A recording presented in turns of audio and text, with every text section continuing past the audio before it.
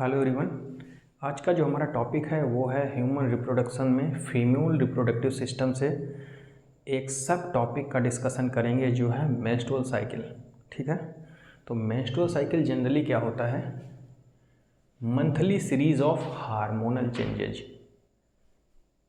एक महीने के अंदर हार्मोन में वो सारे चेंजेज जो किसी भी प्रेगनेंसी के लिए सूटेबल हों, इंश्योर करते हों। क्या लिखा है? Monthly series of hormonal changes that prepare female body for pregnancy. ठीक है, तो ये हो गया हमारा मेंस्ट्रुअल साइकिल की डिफिनीशन। अब बात करते हैं कि मेंस्ट्रुअल साइकिल जो है कौन से ऑर्गेनिज्म में चलती है।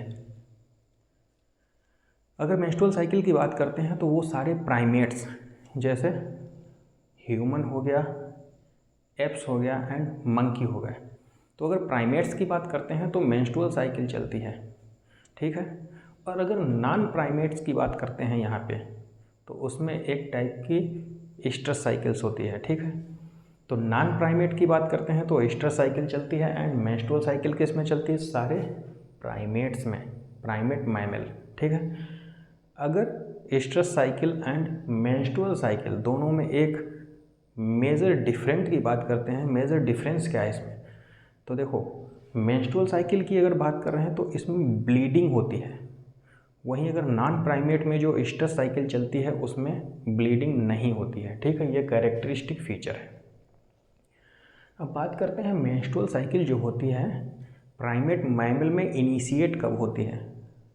तो जैसे ही प्यूबरिटी आती है मैमल में, प्राइमेट मैमल में, तो वहाँ से स्टार्ट हो जाती है। ठीक है, और रिपीट कब करती है? 28 या 29 दिन के बाद। ठीक है, तो ये टाइम पीरियड हो गया।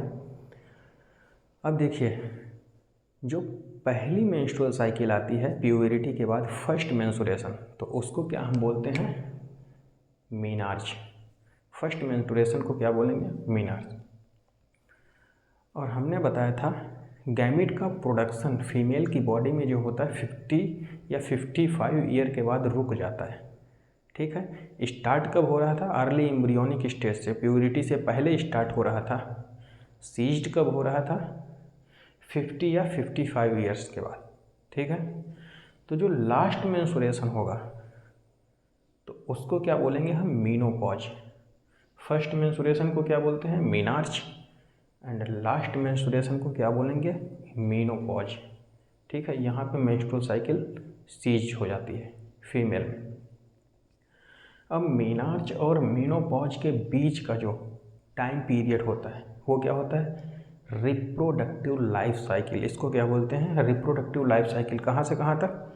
मीनार्च से लेकर के मीनोपॉज, मतलब फर्स्ट मेंस्ट्रुअल साइकिल से लेकर के लास्ट मेंस्ट्रुअल साइकिल तक के बीच का जो टाइम पीरियड होता है उसे क्या बोलेंगे हम? Reproductive life cycle. क्लियर? अब देखिए, जो ये मेंस्ट्रुअल साइकिल होती है ना, तो उसमें देखो 2 ओवरी होती हैं फीमेल की बॉडी में। तो ओवुलेशन होता है सिंगल एग का। क्या लिखा है? In every cycle a female ovulate 1 egg. ठीक है, पहली बार मान लीजिए राइट ओवरी से, सेकेंड बार लेफ्ट ओवरी से, ऐसे चलता रहता है। ठीक है, ओवुलेशन होता है एग का। अब बात करते हैं कुछ हम मेंस्ट्रुअल फेजेज की। तो मेंस्ट्रुअल फेजेज देखिए, एक है प्री ओवल्यूटरी फेज, दूसरी है ओवल्यूटरी फेज एंड थर्ड है पोस्ट ओवल्यूटरी फेज। ओवल्यूशन किस डे में हो रहा है? 14th day. ठीक है, तो 1 से लेकर के 13th डे तक क्या होगी? ओवल्यूशन से पहले की phase pre ovulatory phase. 14th day हमारा ओवल्यूशन का प्रोसेस हो रहा है। ठीक है, ओवम रिलीज हो रहा है। तो 14th डे के बाद मतलब 15th डे तक से 28th डे तक उसको क्या बोल रहे हैं हम? Post ovulatory phase. ठीक है, ओवल्यूशन से पहले की फेज को प्री ओवल्यूटरी फेज, ओवल्यूशन के बाद की फेज को पोस्ट ओवल्यूटरी फेज। क्लियर?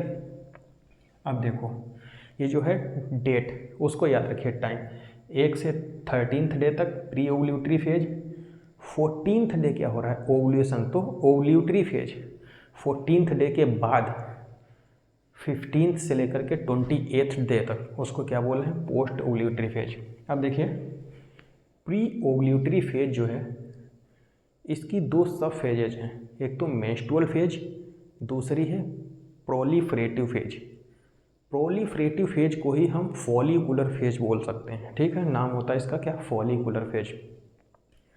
अब सबसे पहली फेज कौन सी है हमारी, मेंस्ट्रुअल फेज, दूसरी है प्रोलिफरेटिव फेज। मेंस्ट्रुअल फेज की बात करते हैं तो मेंस्ट्रुअल फेज 3 से लेकर के 5 दिन तक चलती रहती है। इसमें ब्लीडिंग होती है, और ब्लीडिंग कब होती है, हमने क्या बताया था, यूट्रस की इनर लाइन जो एंडोमेट्रियम होती है उसका डीजेनरेशन होता है। देखो क्या लिखा है, 3 से 5 दिन तक होती है। सेकंड, मेंस्ट्रुअल ब्लीडिंग होता है, और ब्लीडिंग किस वजह से होती है, रैप्चर ऑफ एंडोमेट्रियम, ठीक है, एंडोमेट्रियम के रैप्चर होने की वजह से इसमें ब्लीडिंग स्टार्ट होती है। अगर ब्लीडिंग हो जाएगी ना, अगर मेंस्ट्रुएशन आ रहा है वो फीमेल बॉडी में, मेंस्ट्रुएशन किसको इंडिकेट कर रहा है, मेंस्ट्रुएशन इस बात को इंडिकेट करता है कि बॉडी में फर्टिलाइजेशन नहीं हुआ है, ठीक है। हमेशा ये मतलब कि मेंस्ट्रुएशन अगर बॉडी में नहीं आ रहा है फीमेल बॉडी में, तो हर बार यही इंडिकेशन नहीं हो सकता कि फर्टिलाइजेशन हुआ है या नहीं हुआ है। कभी कभी पुअर हेल्थ की वजह से मेंस्ट्रुएशन लेट हो जाता है, डिले हो जाता है, ठीक है, तो ध्यान रखते हैं। लेकिन मेन क्या होता है इंडिकेशन, लैक ऑफ फर्टिलाइजेशन, ठीक है। अगर फर्टिलाइजेशन नहीं हुआ है तब तो मेंस्ट्रुएशन आएगा, ठीक है। अगर फर्टिलाइजेशन हो जाता तो मेंस्ट्रुअल साइकिल रुक जाती। Degeneration of corpus luteum, corpus luteum का डीजेनरेशन हो जाता है और प्रोजेस्टेरॉन का लेवल डिक्लाइन कर जाता है इसमें, किसमें, मेंस्ट्रुअल फेज में। अब बात करते हैं दूसरे नंबर की, प्रोलिफरेटिव फेज, इसको क्या बोलते हैं, फॉलिकुलर फेज। फॉलिकुलर फेज मतलब कि फॉलिकल्स, फॉलिकुलर फेज। प्रोलिफरेशन होता है repair of endometrium. Proliferative phase में क्या होता है, रिपेयरिंग होती है किसकी, एंडोमेट्रियम की। देखिए क्या है, development of ovarian follicle. Follicular phase से क्या है, फॉलिकल किसका, डेवलपमेंट ऑफ ओवेरियन फॉलिकल, और ये किसके इन्फ्लुएंस में हो रहा है, तो FSH, फॉलिकुलर स्टिमुलेटिंग हार्मोन, ठीक है। प्रोलिफरेटिव फेज में एस्ट्रोजन का लेवल बढ़ जाता है, और प्रोलिफरेटिव फेज जो होती है उसमें गोनेडोट्रोपिन्स का भी लेवल बढ़ जाता है। गोनेडोट्रोपिन्स कौन से होते हैं, LH और FSH, ठीक है, ये हाई लेवल पे होते हैं। ये तो हो गया हमारा प्री ओवल्यूटरी फेज। अब बात करते हैं ओवल्यूटरी फेज। ओवुलेशन किस डे में होगा, 14th डे, ठीक है। 14th डे में क्या होता है, गोनेडोट्रोपिन जो LH होता है, ल्यूटिनाइजिंग हार्मोन, इसका लेवल पीक पे होता है। इसके लेवल के पीक पे होने की वजह से इसको नाम दे दिया जाता है LH सर्ज, ठीक है, तो LH सर्ज। और यहाँ पे क्या होता है, ओवुलेशन हो जाता है। LH सर्ज की वजह से क्या होता है, LH की वजह से हार्मोन का लेवल ज़्यादा होने की वजह से क्या हो जाता है, ओवुलेशन हो जाता है। देखो, रिलीज ऑफ सेकेंडरी ओसाइट, ये हमारा क्या है, ग्रोफियन फॉलिकल, मैच्योर ग्रोफियन फॉलिकल, ठीक है। अब देखो यहाँ से क्या हुआ, ये ओवम को रिलीज कर दिया, बाकी जो बचा हुआ पार्ट वो क्या है हमारा, देखो LH के इन्फ्लुएंस से क्या हुआ, ओवम रिलीज हो गया।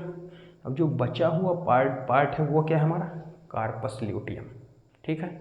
अब नेक्स्ट फेज आ जाती है हमारी पोस्ट ओवुलेटरी फेज, ठीक है। पोस्ट ओवुलेटरी फेज को हम बोलते हैं ल्यूटियल फेज या सिक्रीटरी फेज। ल्यूटियल फेज मतलब कार्पस ल्यूटियम, ठीक है, और कार्पस ल्यूटियम से सिक्रीशन किसका होता है, प्रोजेस्टेरॉन का, ठीक है, प्रोजेस्टेरॉन का। कार्पस ल्यूटियम से सिक्रीशन किसका होता है, प्रोजेस्टेरॉन, ठीक है, इंपॉर्टेंट याद रखिए। कार्पस ल्यूटियम जो है टेम्परेरी एंडोक्राइन ग्लैंड होती है हमारी।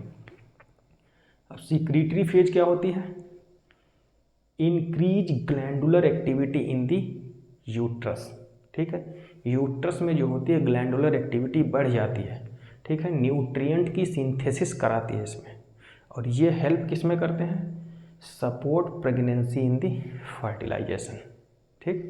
तो ये हो गया हमारा पोस्ट ओवुलेटरी फेज। अब इसका हम ग्राफिकल रिप्रेजेंटेशन देख लेते हैं थोड़ा। ग्राफिकल रिप्रेजेंटेशन की बात करते हैं तो देखिए, ये हमारा ओवेरियन हार्मोन है और ये है हमारा पिट्यूटरी हार्मोन, ठीक।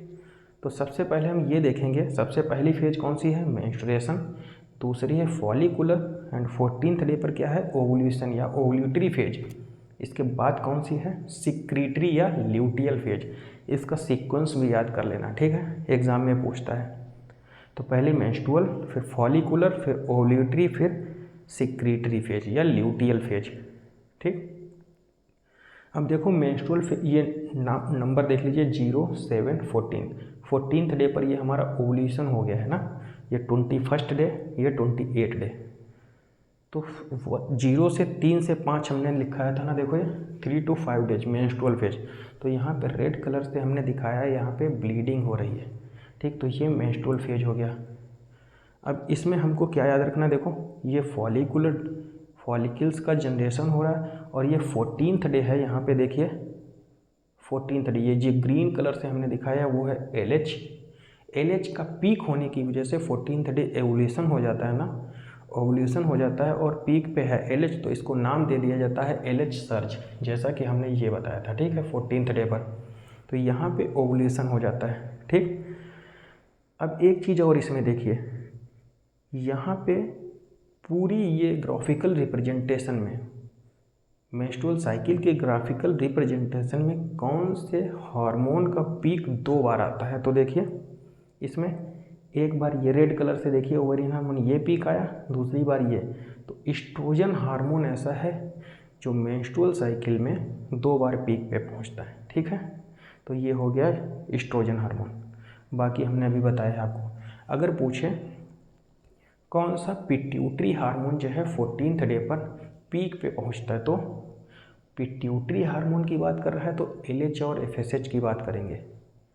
ओवेरियन हार्मोन पूछ रहा है तो एस्ट्रोजन और प्रोजेस्टेरोन की बात करेंगे, ठीक है।